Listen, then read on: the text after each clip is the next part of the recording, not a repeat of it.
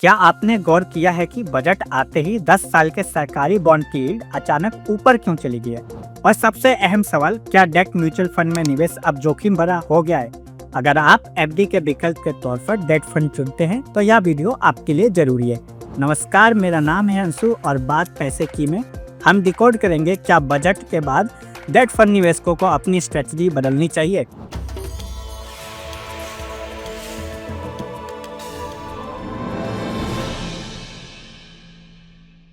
Budget ऐलान के मुताबिक वित्त वर्ष 2027 में सरकार लगभग 17.2 लाख करोड़ रुपए की उधारी लेगी।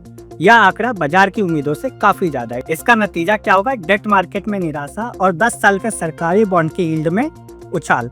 मई 2022 में जहां यह यील्ड 6.2% तक आ गई थी, वहीं अब यह 6.7% के ऊपर कारोबार कर रही है।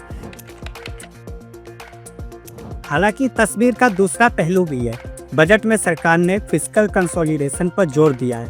वित्त वर्ष 2027 तक राजकोषीय घाटा जीडीपी के 4.3% तक लाने का लक्ष्य रखा गया है। 2031 तक डेट टू जीडीपी रेशियो करीब 50% करने की योजना है। कोटक महिंद्रा एमसी में फिक्स इनकम के हेड अभिषेक विशन मानते हैं कि इससे लंबी अवधि में ब्याज दरों के माहौल को स्थिरता मिलेगी और भारत की आर्थिक विश्वसनीयता मजबूत होगी। एक्सिस म्यूचुअल फंड में फिक्स इनकम के हेड देवांग शाह कहते हैं, शॉर्ट टर्म में चुनौती साफ है। ज्यादा उधारी का मतलब ज्यादा बॉन्ड सप्लाई। जब सप्लाई बढ़ती है तो बॉन्ड की कीमतें गिरती हैं और यील्ड ऊपर जाती है।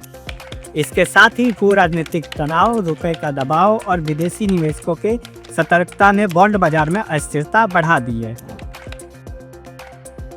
तो सवाल यह है कि डेट म्यूचुअल फंड निवेशक क्या करें? एक्सपर्ट्स की राय साफ है कि लंबी अवधि वाले डेट फंड में फिलहाल उतार चढ़ाव बना रह सकता है। ऐसे में ड्यूरेशन रिस्क को समझना और इन्वेस्टमेंट स्ट्रेटेजी में संतुलन लाना बेहद जरूरी हो गया है। बजट ने साफ संकेत दिया है कि डेट बाजार में अब पुरानी रणनीति नहीं, नई सोच की जरूरत है। वीडियो पसंद आया हो तो लाइक करें, शेयर करें और ऐसे ही आसान फाइनेंस एनालिसिस के लिए चैनल को सब्सक्राइब जरूर करें।